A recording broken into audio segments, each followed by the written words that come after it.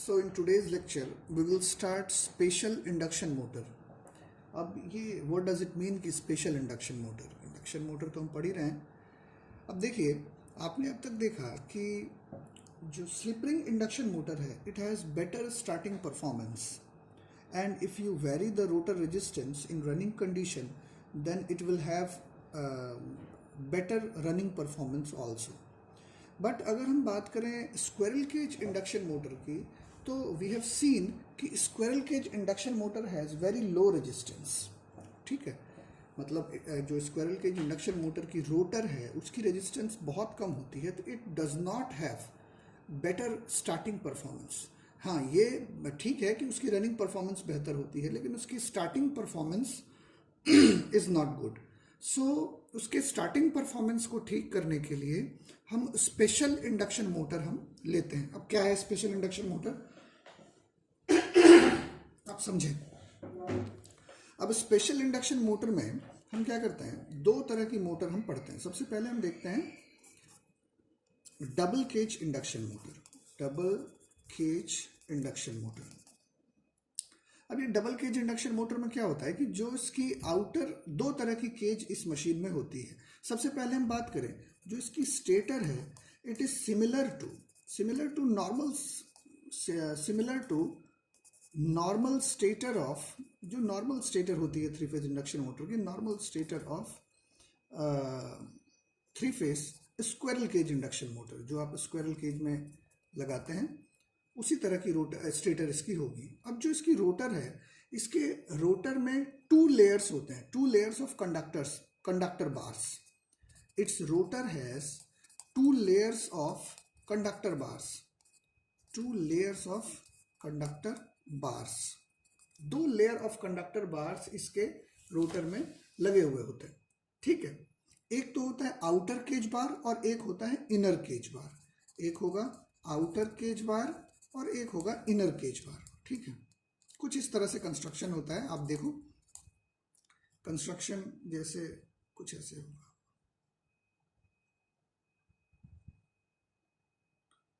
ये outer cage बार है, बीच में एक स्लिट होती है और यही इस स्लिट से नीचे की इनर केज बार होगी.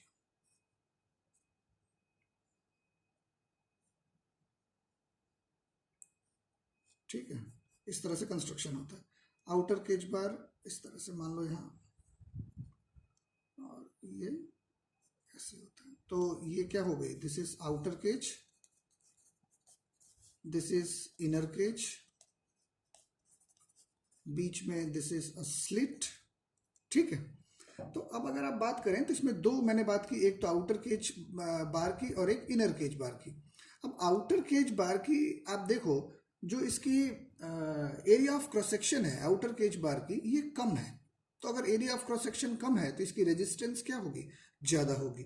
साथ ही साथ आउटर केज बार को बनाने के लिए हम हाई रेजिस्टिविटी मटेरियल का इस्तेमाल करते हैं. ठीक है, और अगर इनर केज बार की हम बात करें तो अगर हम फ्लक्स लिंकेज देखो, लीकेज फ्लक्स मान लिया, फ्लक्स लिंकेज कुछ इस तरह से जो है कुछ फ्लक्स लिंकेज, इस तरह से फ्लक्स लिंकेज है. तो आप अगर देखें इसमें तो जो इनर केज बार है, इनर केज बार में फ्लक्स लिंकेज ज़्यादा होगी. अगर इनर केज बार में फ्लक्स लिंकेज ज़्यादा है या लीकेज फ्लक्स, आप इसको लीकेज फ्लक्स लिख लो, दिस इज लीकेज फ्लक्स.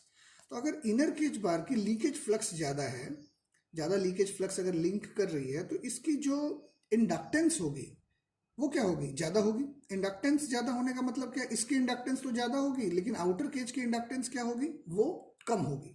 ठीक है, तो अब अगर इसको हम कंक्लूड करें तो आउटर केज जो है इसकी रेजिस्टेंस ज़्यादा होगी. ठीक है, लेकिन इसकी इंडक्टेंस क्या होगी आउटर केज की, इसकी इंडक्टेंस कम होगी. लेकिन अगर हम इनर केज की बात करें तो इनर केज में मैंने आपको बताया कि लीकेज फ्लक्स लिंकिंग ज़्यादा है, साथ ही साथ ये लो रेजिस्टेंस कॉपर से बना हुआ होता है. ये जो बना होता है इनर केज, ये लो रेजिस्टेंस कॉपर से बना हुआ होता है. ठीक है, तो अब आप देखिए इनर केज की रेजिस्टेंस क्या है, ये कम होगी और फ्लक्स लिंकेज ज़्यादा होने के कारण इसकी जो इंडक्टेंस है इनर केज की वो ज़्यादा होगी. यही इसका मेन कॉन्सेप्ट है जिससे आप मशीन का ऑपरेशन समझ सकते हैं. ठीक है, तो अब किस तरह से मशीन स्टार्ट होगी, तो देखो एट लो स्पीड या एट स्टार्टिंग, मैं लिखता हूं एट स्टार्टिंग, स्टार्टिंग कंडीशन में स्लिप की वैल्यू क्या होगी 1, ठीक है। तो आप अब देखिए स्टार्टिंग कंडीशन में अगर स्लिप की वैल्यू 1 है तो जो इनर केज की इंडक्टेंस है और हैंड्स जो इसकी इम्पीडेंस होगी वो इम्पीडेंस क्या होगी, बहुत ज़्यादा होगी। अगर इनर केज की हम इम्पीडेंस की बात करें तो this will be equal to R I का square plus X L I का स्क्वायर, और चूंकि स्लिप की वैल्यू 1 होती है और जो रोटर की फ्रीक्वेंसी F2 है वो बिल्कुल F1 के बराबर होती है, ठीक है। तो इससे क्या हो जाएगा, जो एक्सएल की वैल्यू है ओमेगा एल ये काफ़ी ज़्यादा होगी इनर केज की। तो इससे क्या होगा, जो आपकी इनर केज की इम्पीडेंस है वो ज़्यादा होगी स्टार्टिंग में। इनर केज की इम्पीडेंस ज़्यादा होने से क्या होगा, जो मोस्ट ऑफ द करंट है it will flow through, most of the current will flow through outer cage, ठीक है। ज़्यादा से ज़्यादा करंट जो है वो आउटर केज के थ्रू फ्लो करेगी। अब अगर आउटर केज के थ्रू ज़्यादा करंट फ्लो कर रही है तो आउटर केज की रेजिस्टेंस क्या है, ज़्यादा है। अगर आउटर केज की रेजिस्टेंस ज़्यादा है इसका मतलब इसकी जो टॉर्क होगी, स्टार्टिंग टॉर्क बेहतर होगी। स्टार्टिंग कंडीशन में आपको ज़्यादा रेजिस्टेंस चाहिए तो स्टार्टिंग टॉर्क आपकी इंप्रूव हो गई, ठीक है। अब हम बात करते हैं रनिंग कंडीशन की। तो रनिंग कंडीशन में क्या होता है, रनिंग कंडीशन में या एट हायर स्पीड पे और एट हायर स्पीड, स्टार्टिंग में ये हमने देखा। अब हायर स्पीड पे क्या होगा, जो स्लिप की वैल्यू है वो इंक्रीज होगी, सॉरी डिक्रीज होगी, स्लिप हमारी डिक्रीज करेगी। स्लिप डिक्रीज करने के बाद जो रोटर की फ्रीक्वेंसी F2 है ये क्या हो जाती है S टाइम्स F1, तो रोटर की फ्रीक्वेंसी ये भी बहुत कम हो जाती है। अब आप देखें इससे क्या होगा, अब जो एक्सेल है इसका इफेक्ट बहुत ज़्यादा नहीं होगा, तो अब ज़्यादा इफेक्ट किसका होगा, रोटर रेजिस्टेंस का। तो रनिंग कंडीशन में चूंकि रोटर की फ्रीक्वेंसी बहुत कम होती है इसके कारण क्या होगा, जो इम्पिडेंस है वो ज़्यादा से ज़्यादा पार्ट इम्पिडेंस में रेजिस्टेंस का होगा। तो आउटर केज की, जो आउटर केज है इसकी इम्पिडेंस, आउटर केज इम्पिडेंस ये क्या होगी, मोर, कारण इसका रेजिस्टेंस पार्ट ज़्यादा है और एल तो इसका कोई फर्क पड़ेगा ही नहीं। एल की वैल्यू इसमें ज़्यादा जरूर है इनर केज में, लेकिन फ्रीक्वेंसी बहुत कम है, ठीक है। तो आउटर केज की इम्पिडेंस बढ़ जाएगी, किसके कारण, रेजिस्टेंस के कारण, ठीक है। आउटर केज की इम्पिडेंस ज़्यादा होगी तो अब जो मोस्ट ऑफ द करंट है, मोस्ट करंट ये कहाँ से फ्लो करेगी, through inner cage. Most of the current will flow through inner cage, ठीक है। और इनर केज की रेजिस्टेंस क्या है, कम है, तो स्टार्टिंग परफॉर्मेंस भी आपकी बेहतर हो गई और रनिंग कंडीशन में आपको कम रेजिस्टेंस चाहिए तो रनिंग परफॉर्मेंस भी आपकी बेहतर हो गई। सो ये जो हमने डबल केज इंडक्शन मोटर पढ़ा, ये जो हमारे स्क्वायरल केज इंडक्शन मोटर में कमी आया है उसकी कमी यही थी कि इसकी स्टार्टिंग परफॉर्मेंस बेहतर नहीं होती है। तो स्टार्टिंग परफॉर्मेंस को भी हमने ठीक कर लिया और रनिंग परफॉर्मेंस को भी हमने ठीक कर लिया। रनिंग परफॉर्मेंस ऑलरेडी उसमें ठीक होती ही है, फिर भी रनिंग कंडीशन में कैसे ये चलेगा इसको भी हमने देखा। एक बार मैं इसको वापस ब्रीफ करता हूँ, ठीक है। आप देखिए जो डबल केज इंडक्शन मोटर है इसका कंस्ट्रक्शन, इसकी जो स्टेटर है it is similar to normal stator of three phase induction motor, normal stator की तरह ही होता है। और जो इसकी रोटर है it has 2 layers of conductor bars, ये इंपॉर्टेंट लाइन है, it has 2 layers of conductor bars, इसमें 2 लेयर होते हैं, ठीक है। आप बाहर का जो है एक आउटर केज बार होता है और एक इनर केज बार होता है, आउटर केज बार इनर केज बार, और दोनों एक स्लिट से कनेक्टेड होती है, ठीक है। अब आउटर केज को जो हम बनाते हैं, आउटर केज की एरिया ऑफ क्रॉस सेक्शन कम होगी, एरिया ऑफ क्रॉस सेक्शन इसके कम होने के कारण जो इसकी आउटर केज की रेजिस्टेंस है ये ज़्यादा होगी, ठीक है। और इंडक्टेंस, अब अगर हम इंडक्टेंस की बात करें तो देखो आप इनर केज में जो है लीकेज फ्लक्स लिंकेज ये काफ़ी ज़्यादा है, इनर केज में लीकेज फ्लक्स लिंकेज काफ़ी ज़्यादा है और आउटर केज में लीकेज फ्लक्स लिंकेज कम है। तो ऑब्वियस है कि आउटर केज की जो इंडक्टेंस होगी वो कम होगी और इनर केज की इंडक्टेंस ज़्यादा होगी, ठीक है। तो और साथ ही साथ एक चीज़ मैंने और बताया कि आउटर केज को बनाने के लिए हम हाई रेजिस्टिविटी मटेरियल का इस्तेमाल करते हैं और इनर केज को बनाने के लिए हम लो रेजिस्टिविटी कॉपर का इस्तेमाल करते हैं, ठीक है, या लो रेजिस्टेंस हम कॉपर मटेरियल का इस्तेमाल करते हैं। अब देखते हैं हम स्टार्टिंग कंडीशन में स्लिप की वैल्यू 1 होगी, जो रोटर की फ्रीक्वेंसी है वो स्टेटर की फ्रीक्वेंसी के बराबर होगी। तो इनर केज की impedance it will be very high, कारण एक्सएल की जो वैल्यू है दिस इज ओमेगा एल और omega is equal to 2 pi F, तो रोटर की फ्रीक्वेंसी F1 के बराबर है, तो इनर केज की इंपीडेंस काफी ज्यादा होगी, ये तो कम है लेकिन ये बहुत ज़्यादा है। तो मोस्ट ऑफ द करंट, जो ज़्यादा से ज़्यादा करंट है वो आपके आउटर केज के थ्रू फ्लो करेगी। आउटर केज की रेजिस्टेंस ज़्यादा होने से जो आपकी स्टार्टिंग टॉर्क है वो भी बढ़ गई और स्टार्टिंग करंट भी हमारी लिमिट हो गई। स्टार्टिंग करंट भी हमारी लिमिट हो जा रही है, रेजिस्टेंस ज़्यादा है तो ठीक है। अब रनिंग कंडीशन में हम देखें, रनिंग कंडीशन में क्या होता है कि स्लिप की वैल्यू रिड्यूस होती है, rotor frequency S times F1 के बराबर होगी, आउटर केज की इंपिडेंस काफ़ी ज़्यादा होगी, कारण इसमें अब इसकी रेजिस्टेंस बढ़ गई, इंडक्टेंस का असर बहुत कम है। So most of the current will go through या most of the current will flow through inner cage के थ्रू ज़्यादा से ज़्यादा करंट फ्लो करेगी और इनर केज की रेजिस्टेंस कम है, so it has better starting performance and better running performance also. अब अगर हम इसकी कैरेक्टरिस्टिक की बात करें तो देखिए कैरेक्टरिस्टिक में क्या है, स्लिप टॉर्क कैरेक्टरिस्टिक हम प्लॉट करते हैं। तो मान लिया यहाँ स्लिप 1 है, इस तरफ स्लिप हमारी इंक्रीज कर रही है, यहाँ स्लिप 0 है, ठीक है। तो अब आप देखिए अगर आउटर केज के थ्रू हमारी करंट फ्लो करती है मोस्ट ऑफ द करंट, तो आउटर केज की रेजिस्टेंस ज़्यादा तो आपको टॉर्क ज़्यादा मिलेगी, और इनर केज के थ्रू अगर फ्लो करती है तो जो नॉर्मल रनिंग कंडीशन में रेजिस्टेंस की वैल्यू हमारी उसमें कम है। तो देखिए ये तो हो गया इनर केज के थ्रू, और अगर आउटर केज के थ्रू फ्लो करेगा तो इसमें रेजिस्टेंस की वैल्यू क्या होगी, ज़्यादा होगी, ठीक है। अब अगर इन दो, ये है कैरेक्टरिस्टिक किसकी, आउटर केज की, and this is inner cage, ये आपकी टॉर्क है, ठीक है। तो अब अगर इन दोनों कैरेक्टरिस्टिक को हम मिला दें तो ये कैरेक्टरिस्टिक कैसी बन जाएगी, कुछ इस तरह से बनेगी,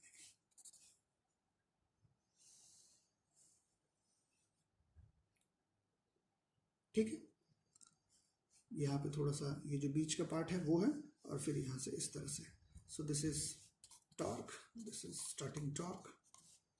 सो इसकी स्टार्टिंग परफॉर्मेंस भी हमारी बेहतर हो गई और रनिंग परफॉर्मेंस भी इसकी बेहतर हो गई, ठीक है।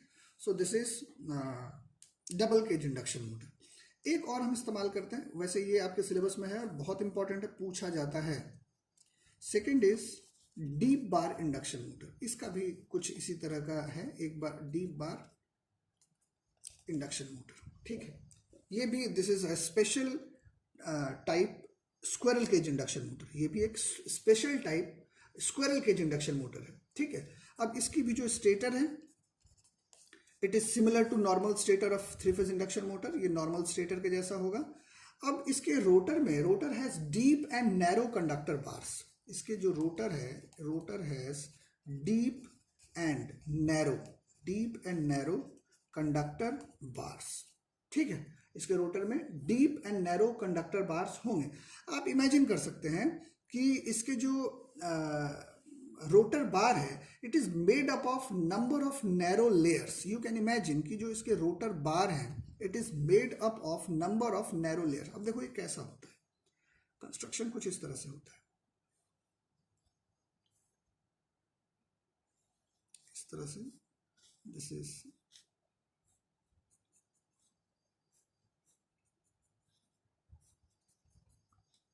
ठीक है। आप ये एज्यूम कर सकते हैं कि, और यहां से ये इधर जाएगा, तो जो इसके इट है, इसके जो रोटर है इसका slot deep and narrow conductor bars होता है, इसमें जो कंडक्टर बार्स हैं वो डीपर होंगे और नैरोअर होंगे, ठीक है। अब मैंने कहा कि आप ये एज्यूम कर सकते हैं कि जो रोटर की बार है it is made up of, you can assume कि rotor bar is made up of a number of narrow layers, connected in parallel, ठीक है। आप यू कैन एज्यूम, आप ये एज्यूम कर सकते हैं कि इसके जो रोटर बार है it is made up of number of narrow layers connected in parallel, ठीक है। ये इंपॉर्टेंट कॉन्सेप्ट है। अब आप देखो जो फ्लक्स, लीकेज फ्लक्स होगी उसका लिंकेज कैसे होगा। अब देखिए जो हमारा नीचे का बॉटम लेयर है, बॉटम लेयर में जो, मान लिया इसको आप कह दो लेयर 1 या एलिमेंट, आप ऐसे करके दे दो एलिमेंट ए, इसको आप कह दो एलिमेंट बी, इसको आपने कह दिया एलिमेंट सी। तो कहा गया कि जो आपका बॉटम लेयर है इसमें फ्लक्स लीकेज फ्लक्स ज़्यादा होगी। अब देखिए इस तरह से आपकी लीकेज फ्लक्स, इस तरह से लीकेज फ्लक्स, इस तरह से आपकी leakage flux, this is what, this is leakage flux. ठीक है, ये आपकी लीकेज फ्लक्स है। और जो आउटर लेयर है उसमें आपकी लीकेज फ्लक्स कम है। ठीक है, तो अगर बॉटम लेयर की लीकेज फ्लक्स ज़्यादा है इसका मतलब बॉटम लेयर की इंडक्टेंस ज़्यादा है, और टॉप लेयर की अगर लीकेज फ्लक्स कम है तो टॉप लेयर की इंडक्टेंस कम है। फिर से समझिए आप, इसका मतलब क्या है कि bottom layer has more flux linkage, ज्यादा फ्लक्स लिंकेज है, मोर लीकेज फ्लक्स लिंकेज, ठीक है, and then top layer. So bottom layer की जो फ्लक्स लिंकेज है वो टॉप लेयर के रेस्पेक्ट में काफी ज्यादा है। इससे क्या होगा कि जो बॉटम लेयर की इंडक्टेंस है, the inductance of bottom layer and hence the impedance of bottom layer is more. Bottom layer की जो इंडक्टेंस है and hence the impedance of bottom layer, ये क्या हो जाएगी, मोर होगी। ठीक है, तो अगर बॉटम लेयर की इंपिडेंस ज्यादा हो गई तो मोस्ट ऑफ द करंट, अगर हम स्टार्टिंग में बात करें तो most of the current will go through outer layer या top layer. So at starting most of the current will go through top layer. ठीक है, तो ज्यादा से ज्यादा करंट टॉप लेयर के थ्रू हमारी फ्लो करेगी। अब आप देखिए, because of unequal distribution of current across the conductor bars, फिर से सुन लो आप, because of unequal distribution of current across the section of bar, effective rotor resistance increases and leakage reactance decreases. ठीक है, so with high rotor resistance at starting, the starting torque is improved and starting current is reduced. आप इसको note कर लीजिए, मैं फिर से कह रहा हूं, because of unequal distribution of current के अनइक्वल डिस्ट्रीब्यूशन के कारण इफेक्टिव रोटर रेजिस्टेंस, जो इफेक्टिव रोटर रेजिस्टेंस है वो बढ़ जाएगी और इफेक्टिव लीकेज रिएक्टेंस ये आपकी घट जाएगी। ठीक है, तो ज्यादा रोटर रेजिस्टेंस के कारण क्या होगा, आपकी शुरू में आपकी ज्यादा करंट आउटर जो टॉप लेयर है उससे फ्लो कर रही है, इसकी इफेक्टिव रेजिस्टेंस ज्यादा है, तो इसके कारण स्टार्टिंग टॉर्क आपकी बेहतर होगी और स्टार्टिंग करंट भी हमारी लिमिट हो जाएगी। दूसरे तौर पे आप ऐसे भी समझ सकते हैं, जैसे अगर हम टॉप लेयर की बात करें तो R is inversely proportional to A, तो टॉप लेयर की जो एरिया ऑफ क्रॉस सेक्शन है ये बहुत कम है, तो टॉप लेयर की एरिया ऑफ क्रॉस सेक्शन कम है, इसका मतलब इसकी रेजिस्टेंस ज्यादा होगी। ठीक है, तो रेजिस्टेंस ज्यादा होने के कारण क्या होगा कि जो आपकी स्टार्टिंग टॉर्क है वो बेहतर होगी, या स्टार्टिंग कंडीशन में जो टॉर्क की वैल्यू है वो हमारी बेहतर होगी। क्लियर है? अब हम बात करें जब ये रनिंग हायर स्पीड पे रन करती है, तो हायर स्पीड पे रन करते समय स्लिप की वैल्यू डिक्रीज कर जाएगी। At higher speed slip decreases, rotor frequency F2, this is S times F1, it will also decrease, ये भी हमारे डिक्रीज कर जाएगी। और जो लीकेज रिएक्टेंस है, जो लीकेज रिएक्टेंस अगर फ्लक्स की वैल्यू कम हो गई, जो लीकेज रिएक्टेंस की वैल्यू है ये भी क्या हो जाएगी, कम हो जाएगी। लीकेज रिएक्टेंस की वैल्यू कम होने से जो करंट है वो इक्वली डिस्ट्रीब्यूटेड होगी across the cross section of bar. So current is equally distributed across cross section of bar, and effective rotor resistance has lower value। ठीक है, तो रनिंग कंडीशन में क्या होगा कि स्लिप की वैल्यू हमारी कम हो जाएगी। हायर स्पीड पे स्लिप की वैल्यू कम हो गई तो रोटर की फ्रीक्वेंसी भी कम हो जाएगी, लीकेज रिएक्टेंस ऑब्वियसली कम हो जाएगी।